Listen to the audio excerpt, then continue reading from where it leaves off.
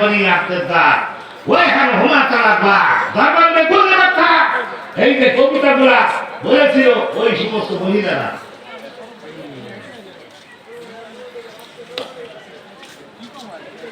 আল্লাহ নবীর কাছে সম্মান গেল যে হুজুর 3000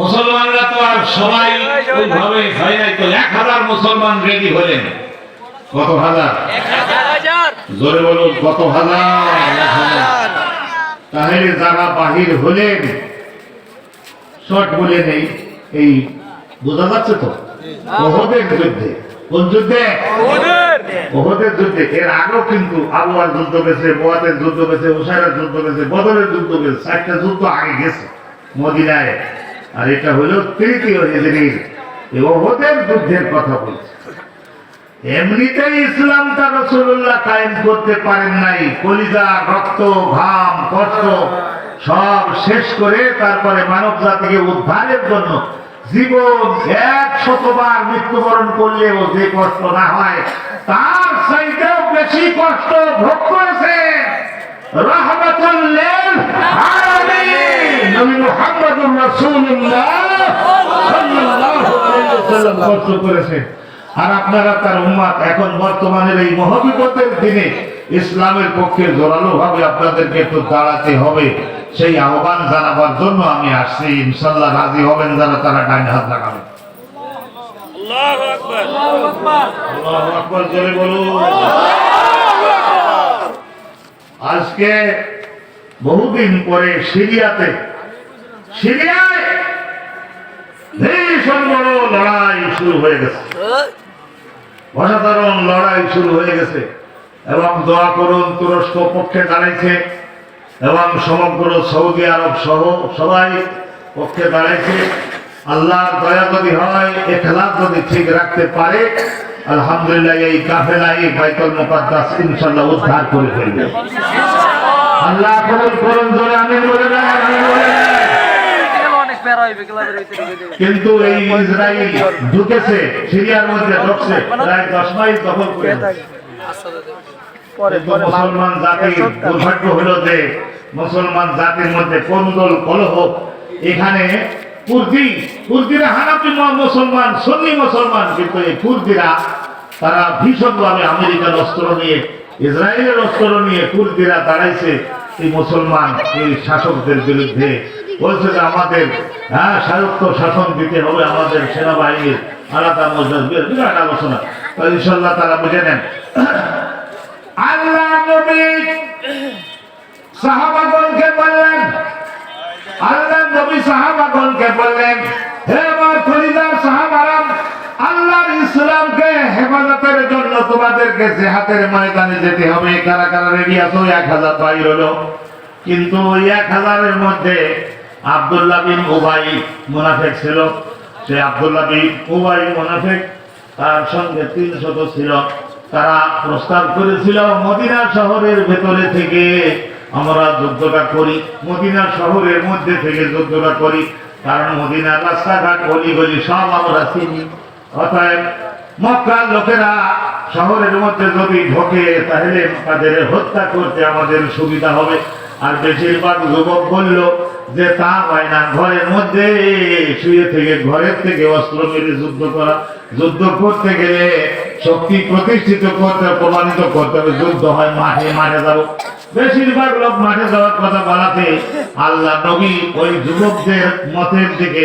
সম্মতি দিলেন আজকের এই মাহফিলটা পবিত্র রায়েরবাগ পশ্চিম রায়েরবাগ মুসলিমাবাদ আর বাগানবাড়ি ইসলামী যুব সমাজ কল্যাণ সংঘ এই যুবকেরাই কিন্তু মাহফিলটা 3 দিন ব্যাপী আজকের প্রথম দিন আলহামদুলিল্লাহ আজকে প্রচার হয়ে গেল আগামীকাল দেশ বরেণ্য আলেম ওলামা আরো আসবেন তারপরের দিন ফিনিশিং মাহফিল হবে দেশের সেরা আলেম ওলামাগণ এখানে আসবেন ইসলামী মহাসম্মেলন আপনারা প্রচার করে দিবেন যুবকেরা তারা বলল ঘরের মধ্যে থেকে লড়াই হয় না মাঠে যাব বিশেষ করে ওই যুবকেরা ওরা বদরের যুদ্ধে যেতে পারে নাই সেই জন্য ওরা বলছে যে মাঠে গিয়ে যুদ্ধ করার সওয়াবটা হাতছাড়া করবো কেন মাঠে চলেন আমাদের দেশটা এটা মাঠে গিয়ে লড়াই করে এই বলে রাসূলুল্লাহ শেষে রাজি হয়ে গেলেন আল্লাহ নবী রাজি হয়ে গেলেন, যুদ্ধের অস্ত্র পরিধান করলেন, কিন্তু পরিধান করবার পরে আর তো সেই যুদ্ধের অস্ত্র খুলে ফেলা যায় না। শহরের মধ্যে লড়াই করবে বলে এখন তারা কবে বা শহরের মধ্যে ঢুকবে এই অস্ত্রপাতি নিয়ে লড়াই করার শহরের মধ্যে। রাসূলুল্লাহ উনি বললেন যে রাসূলের জন্য ওই যুদ্ধের অস্ত্র পরিধান করে সেইটা খুলে থোয়া আর যায় নাই, যেহেতু সিদ্ধান্ত হয়েছে মাঠে তো চলো। শুক্রবার দিন জুমার নামাজ পড়ে শুক্রবার দিন, তাহলে বুধবার বৃহস্পতিবার তারপরে কি কথা বলে না, বুধবার বৃহস্পতিবার শুক্রবার, এই শুক্রবারে জুমার নামাজ পড়ে আল্লাহ নবী 1000 মিলিটারি নিয়ে রওনা দিলেন ওই উহুদ পাহাড়ে। ওখানে 3000 কাফের, তাদের যে পরিমাণে ঘোড়া, যে পরিমাণে অস্ত্র, যে পরিমাণে তাদের খাদ্যাদি, তাদের মোকাবেলা করে পরাজিত করতে না পারলে ইসলাম টেকবে না, টেকবে না, টেকবে না। সত্যি তারা ইসলাম টিকে থাকে।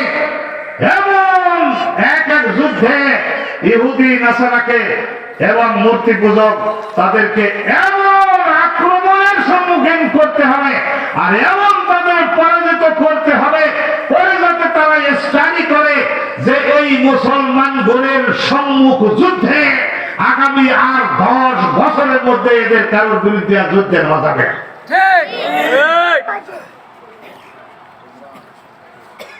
আমরা পারতাম, কিন্তু আমরা আলেম ওলামাগণ, আমাদের বাংলাদেশের পীর মোর্শেদ গণ আলেম ওলামাগণ, বাকি ছিল তবলিগটা। আল্লাহর রহমতে সেটাও মারাত্মক ভাবে 2 খণ্ড হয়েছে। নাউজুবিল্লাহ বলুন। আরে নাউজুবিল্লাহ উম্মলের মধ্যে হাত, কিন্তু নাউজুবিল্লাহ জোরে বলতে অসুবিধা কোথায়? ঘৃণা ব্যক্ত করুন, এই দলাদলের বিরুদ্ধে ঘৃণা ব্যক্ত করুন, জোরে নাউজুবিল্লাহ বলেন।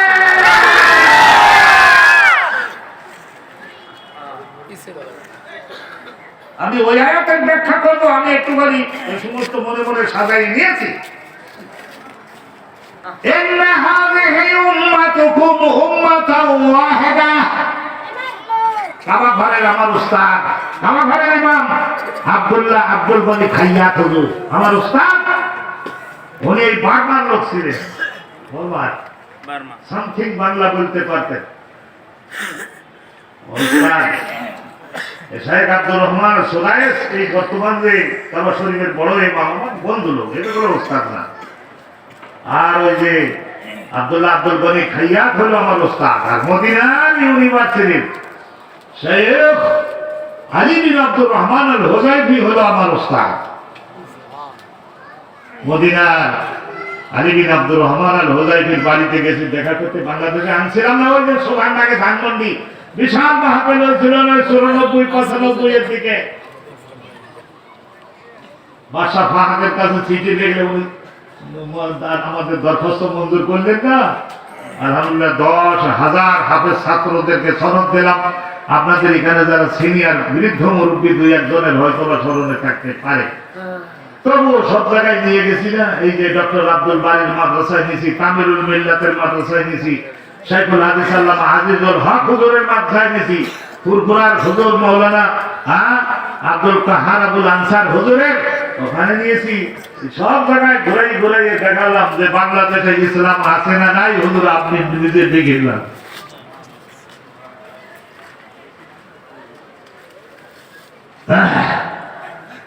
আব্দুল্লাহ এই যে আব্দুল গনি খাইয়াত হুজুর কাবা ঘরের ইমাম ছিলেন, মারা গেছেন কিছুদিন আগে। এত বড় আলেম ছিলেন, উনি আমাকে বলেন যে এই ওয়াজটা ভালো করে কইলো জনগণের। ইন্না হাযিহি উম্মাতুকুম উম্মাতান ওয়াহিদা। সুবহানাল্লাহ বলুন। নিশ্চয় নিশ্চয় আমি আল্লাহ আশা করি, প্রত্যাশা করি, ইন্না হাযিহি উম্মাতুকুম, উম্মাত শব্দটার শাব্দিক অর্থ বলে অনেকে, কিন্তু আসলে ওর মর্মটা ওইভাবে প্রকাশ হয় না। উম্মাত মানে ইমাম শব্দ থেকে, উম্মাত শব্দটা ইমাম শব্দ থেকে, ইমাম মানে শিক্ষার দিক থেকে, শিক্ষার দিক থেকে, নীতি নৈতিকতার দিক থেকে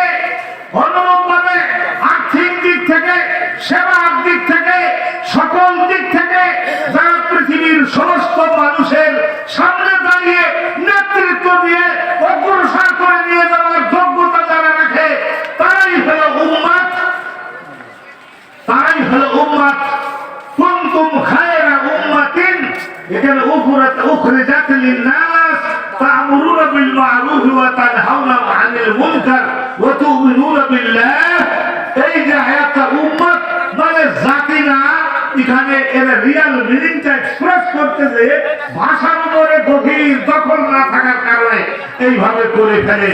নেতৃত্ব দান করবার মতো যোগ্যতা তাদের সকল দিক দিয়ে আছে, এমনকি সেনাবাহিনীর দিক থেকেও এমন সেনাবাহিনী তাদের থাকতে হবে যে সেনাবাহিনীর সামনে পৃথিবীর অন্য কোন সেনাবাহিনী 7 দিন টিকে থাকবার যোগ্যতা রাখে না।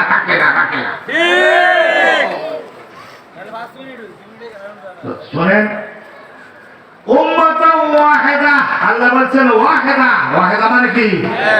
জোরে বলবেন কি? ওয়াহিদা মানে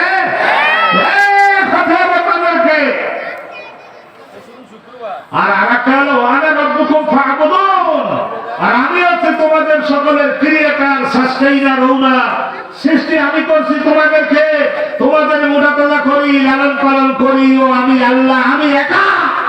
আর আমি তোমাদের দেহেরও মালিক, তোমাদের জীবনেরও মালিক। ইন্নাল্লাহ আশতারা মিনাল মুমিনিনা আনফুসাহুম ওয়া আমওয়ালাহুম বিআন্না লাহুমুল জান্নাহ। আমি তোমাদের এই জগতে আমার বানানো জিনিস তবু আমি তোমাদের কাছ থেকে কিনে নিলাম।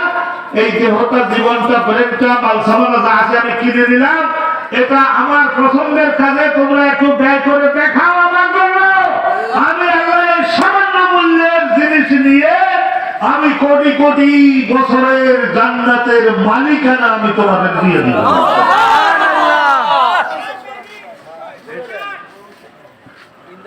তাহলে কি দলাদলি করে শক্তিহীন হওয়ার অনুমোদন ইসলামে আছে? জবান খুলে বলবেন। কোন্দল কলহে লিপ্ত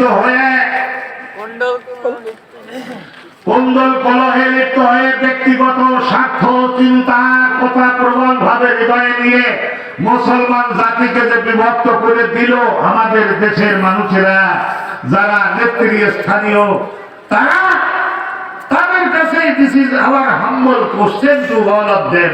তাদের কাছে আমাদের জিজ্ঞাসা আমরা করি, আজকে ইসলামের মধ্যে কি কোনো দুর্বলতা আছে? আমি 50 বছর এই ঢাকা শহরে এরও কোনো শিক্ষা প্রতিষ্ঠান নাই যেখানে আমাকে কিতাব দিয়ে বসাইয়ে দিলে এই সহিহ বুখারী, আলহামদুলিল্লাহ, আল্লাহ শুকরিয়া হিসেবে বলি, নবম দশম ক্লাসের ইতিহাসের বাংলার বইয়ের মতো আল্লাহ রাব্বুল আলামিন এগুলির ব্যাখ্যা করবার সৌভাগ্য, রহমত আল্লাহ আমাকে দান করেছেন। আর এইভাবে 50 বছর আমি শিক্ষকতা করতেছি। সুবহানাল্লাহ। ঢাকা শহরের ঢাকা বিশ্ববিদ্যালয়ে আমার কমের পক্ষে নট লেস দ্যান 10, কমের পক্ষে 10 জনের কম আমার ছাত্র প্রফেসর নাই।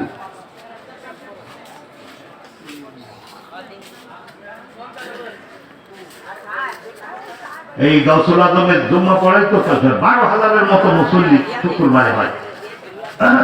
আমি যেদিন জুম্মা পড়াই সব দিন পারি না, অন্য জায়গায়ও কিছু পড়াতে হয়। আরে মাহফিল করতে বিদেশে যাই তো প্রায় 47 দেশে আল্লাহ, 47 দেশে মাহফিল। এটা কদিন আগে সিঙ্গাপুর, মালয়েশিয়া, ব্রুনাই, ইন্দোনেশিয়া, এই সমস্ত দেশ থেকে আমার মনে করেন হুজুর হয়তো বিরাট পকেট গরম হয়। পকেট গরমের নিয়ত না। এই আজকে চিন্তা করেন, মোবাইলে দাওয়াত দিয়েছে, মোবাইলে। আমি কি কোনো অহংকারী লোক না? আমি সারা দেশের লোকরা জানে আমি কোনো টাকা বাঁধলো, এত টাকা না দিলে যাবে না। জীবনের দেশে কেউ বলতে পারবে? কেউ বলতে পারবে না। এগুলি করি না, হ্যাঁ বেশি নাই। আল্লাহর কথাগুলি জনগণের সামনে। আজকে তবলিগটা এক ছিল, সেইটাও 2 খণ্ড বিভক্ত হয়ে এমন একটা, যদি গভর্নমেন্ট শক্তিশালী হাতে এই টাকায় নিয়ন্ত্রণ করতে যদি না পারে, কোন পক্ষে বিদেশের কোন শক্তি আছে সেটা আমি মাইকে বলবো না, কিন্তু আমি জানি। কারণ 50 বছর আগের থেকে প্রেসিডেন্ট, প্রধানমন্ত্রী যারা তারা সবাই আমার হাতের উপর দেখেছে। আমি কারোর নাম বললাম না, এগুলো শীর্ষ সাগরেদের মতো আমার হাতের উপর দেখেছে। তাহলে বুঝে নিতে হবে ইন্টারন্যাশনালি এইসব বিষয়গুলি আমি জানি। বাংলাদেশ একটা ছোট দেশ, কিন্তু 18 কোটি মানুষ। এই দেশের ক্ষতি কথা বুঝতে পারলেন? ইসলাম যতটুকু আছে এই আলেম পীরদের ওসিলায় আছে, এই কথাও সত্য।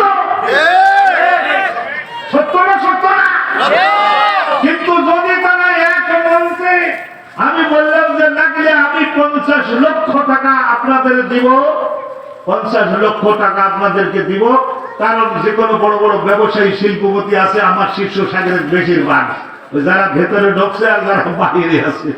আব্দুল্লাহ বিন্টু বলেন, আর ভেতরে যারা ঢুকছে কজনের না যেগুলো ভাগছে ভাগুলা পাঠিয়ে এগুলি তো সমস্যা। আমি জানি না কি যে রাতে এই কাম করে দিনে আমার তো নেয় না দাওয়াত করে হুজুর মোনাজাতটা দিয়ে দেন, তখন আমি তো ইখলাসের সঙ্গে মোনাজাত দিয়ে দেই। কিন্তু রাত 12টার পরে এই যে মাল বস্তা বস্তা ঢোকায় সেই আমার জানবার কথা, এতে আমার পাপ হবে কেন? বলে হুজুর আপনি মুখের মাহফিলে দোয়া করুন। আরে বাবা দোয়া করছি, হেদায়েতের দোয়া তো আমি করিনি, আল্লাহ রাব্বুল আলামিন এই হেদায়েত দান। সেই জন্য এই 2-1 মুসল্লি আছে তো আমার তো টেলিভিশনে প্রায় 47-45 বছর করে, তো সেই হিসেবে অনেকেই বলবে যে হুজুর এগুলোও করলো ওগুলোও করে। আরে বাবা মুসলমানদেরকে মিলাইয়ে রাখবার জন্য সর্বোচ্চ চেষ্টা করেছি, কিন্তু যতটুকু ইসলাম আছে কাকের ওসিলায় আছে, পীরদের ওসিলায় আছে, আলেমদের ওসিলায় আছে, তাবলীগের ওসিলায় আছে, কওমি মাদ্রাসার ওসিলায় বেশি বেশি আছে, আলিয়া মাদ্রাসার ওসিলায়ও আছে। জোরে বলেন ঠিক কি ঠিক না? কিন্তু এই যতটুকু হয় নাই ততটুকুর আমরা কারণ না। আরে সেটার কারণও তো আমরা, কারণ আমরা সবাই যদি এক মঞ্চে উঠে 1 মাস আগের থেকে প্রচার করে যদি দিতে পারতাম যে সরসিনার পীর, চরমনাইয়ের পীর, আর ওই যে ফুলতলির পীর, চট্টগ্রামের পীর, কুমিল্লার যত পীর আছে সব গুলারে নগদে 20,000 করে দেব, সবাই এক মঞ্চে থাকবে, সবাই বক্তৃতা করবে, সোহরাওয়ার্দী উদ্যানে এইরকম বয়ান হবে, কেউ জিকির, কেউ ওয়াজ, কেউ তাফসীর, কেউ হাদিস, এই সমস্ত হবে। মুসলমানরা আপনারা যুবকরা, ইঞ্জিনিয়ার, জজ, ব্যারিস্টার সবাই বিজ্ঞানী হাজির হন, তাহলে সেখানে আলহামদুলিল্লাহ 50 লক্ষ মুসলমান একত্রিত হওয়া সম্ভব কি সম্ভব না? ধরে পারেন। এবং ওখান থেকে যোগ্য যোগ্য লোকদেরকে বাছাই করে এনে তারপরে তাদেরকে আরো ট্রেনিং প্রশিক্ষণ দিয়ে তারপরে তাদের বলে দেশের উন্নতি যাতে হয় সেই দিকেও মনোযোগ দাও, আর মানুষদের আধ্যাত্মিকতাও যাতে উন্নত হয় সেই দিকেও আপনারা মনোযোগ দাও। সবাই যদি মিলে লাগতো তাহলে বাংলাদেশের অবস্থা আরো উন্নত হতে পারতো না? পারতো না? আসল কথাটাই আসি। মাওলানা হুজুর দোয়া করতে করতে যাবেন, দোয়া করতে করতে যাবেন। আপনি তো একেবারে মাহফিলেতে সুর সাপ দিলেন। আল্লাহ তাআলা আপনার এই যে যুবক ছেলে, আল্লাহ রাব্বুল আলামিন তাকে হাদিয়া মিল্লাত হিসাবে কবুল করুন। জোরে আমিন বলুন।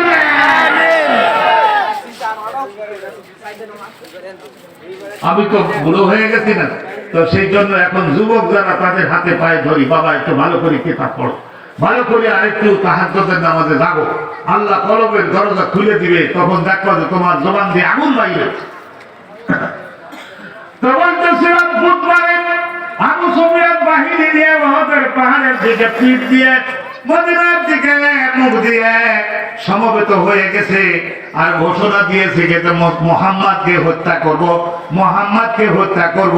আর হত্যা করে তারপরে মুহাম্মাদ আর মুসলমান যারা তারা মুহাম্মাদের আশেপাশে জমা হবে তাদের হত্যা করে তাদের মাথার খুলি, খুলি মানে ঢাকনা, এই ঢাকনাটারে পরিষ্কার করে এই 10 বছর আগের পুরাতন মদ, ওই নারিকেলের মালার মতো একটা ঢাকনা এখানে আছে, ওইটার মধ্যে আমরা মদ খাবো।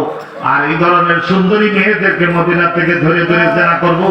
আর এই ধরনের একজন মুসলমান যারা মুহাম্মাদের পক্ষে দাঁড়াবে তাদের জীবিত রাখবো না। এমন একটা জানাময়ী ভাষণ দিয়ে এই বুধবার ওহদ পাহাড়ের দিকে পিঠ দিয়ে আবু সুফিয়ান যখন ঘোষণা করলো, আল্লাহ নবীর কাছে সংবাদ পৌঁছে গেছে। আল্লাহ রাব্বুল আলামিনের নবী ওই সাহাবাগণের মধ্যে 300 বলেছিল শহরের মধ্যে থেকে লড়াই করি, আর 700 বলেছিলেন না যুদ্ধ হয় মাঠে ময়দানে। ঘরে বসে যুদ্ধ কিসের, আমরা মাঠে ময়দানে যাব। নবী পাক দেখলেন যে এই যুবকরা মাঠে ময়দানে যেয়ে লড়াই করতে চায়, অতএব নবী পাক তাদের দিকে সম্মতি দিলেন। কিন্তু আগের দিনে রাসূলুল্লাহকে আল্লাহ রাব্বুল আলামিন স্বপ্নে দেখালেন। রাসূলুল্লাহ বলেন যে আমি খাবে দেখলাম যে একটা এই ঘরের দেওয়ালের মধ্যে আমি আমার ডান হাত জান্নাত ঢোকাই দিয়েছি। এই স্বপ্নটার ব্যাখ্যা ইমাম জামাখশারী কিতাবে লিখেছেন যে মদিনা শহরের মধ্যে থেকে যুদ্ধ করার পক্ষে হয়তো আল্লাহর সমর্থন ছিল, ওই জায়গায় তার এত বড় ক্ষতি হতে পারতো না। আবার পরবর্তীতে আর এক রাতে আল্লাহ নবীকে খাবে দেখাই দিলেন যে বহু সংখ্যক গরু, বহু সংখ্যক গাভী এইভাবে জবাই হয়ে মাঠে ময়দানে পড়ে রয়েছে। তো রাসূলুল্লাহ বর্ণনা দিলেন, তো দেখলেন যে ৭২টা গরু, ৭২টা গাভী ওই মাঠে ময়দানে এই নিহত হয়ে পড়ে রয়েছে। রাসূলুল্লাহ বুঝে গেলেন যে এই লড়াইটাতে আমার বহু সাহাবী শহীদ হতে পারে, কিন্তু আমরুহুম শুরা বাইনাহুম। যাই হোক, আল্লাহ নবী জুম্মার নামাজ পড়ে উহুদের পাহাড় জায়গায় গেলেন। রাসূলুল্লাহ সাল্লাল্লাহু আলাইহি ওয়াসাল্লাম এই পেছনের দিকে ওই জায়গায় এই দুইটা পাহাড়ের মাঝখানে মনে করে নেন 100 মিটার চওড়া একটা গিরিপথ। ওই গিরিপথের ওই পেছন দিয়ে ওখান দিয়ে আক্রমণ যদি করে তাহলে বাহিনীর বিরাট ক্ষতি হতে পারে। সেই জন্য নবী পাক বললেন, লা তাতরুকু হাযাস সাফা, এই পর্বত দুটোর মাঝখানের গিরিপথটা তোমরা ছাড়বা না। হে আমার সাহাবারা, এই গিরিপথটা তোমরা ছাড়বা না। আমরা বিজয়ী হই অথবা আমরা পরাজিত হই, তোমরা এই গিরিপথটা ছাড়বা না। এই 52 জন তীরন্দাজ আর এইভাবে মানুষের কাঁধের সমান উঁচু হয় আর মারাত্মক লোহার দাগ লাগানো থাকে। এই অস্ত্র দিয়ে আর তীর দিয়ে এই 52 জন সাহাবাকে আল্লাহ নবী এই কথা বলে গেলেন, তোমরা যদি দেখো যে আমরা বিজয়ী হয়ে গনিমতের মাল ভাগ করছি, তথাপিও যতক্ষণ পর্যন্ত আমি এসে তোমাদেরকে না ডাক দেবো ততক্ষণ পর্যন্ত তোমরা এই জায়গা ছাড়তে পারবে না, কারণ মাল ভাগ করলে তোমাদের অংশ তো অবশ্যই শিওর থাকবে। অতএব নবী তাদেরকে কথা বললেন। তো আমি প্রথম যে আয়াতটা বললাম, ইন তাসবিরু ওয়া তাত্তাকু, আর গনিমতের মাল যুদ্ধের ময়দানে নবী পাক যখন আল্লাহু আকবার আওয়াজ দিলেন, কাফেররা ছিল কয় হাজার, বলেছি কয় হাজার, বললেন কয় হাজার, ৩,০০০। এই কাফের ছিল, তারা লড়াই করতে এসেছে। ফেরেশতারা লড়াই করতে নামলে জিবরাইল একাই তো সাফিসিয়েন্ট। ৩,০০০ ফেরেশতা নাযিল করলেন, হাযা ইউনজিরকুম রাব্বুকুম বিসালাসাতি আলাফিন মিনাল মালাইকাতি মুরদিফিন।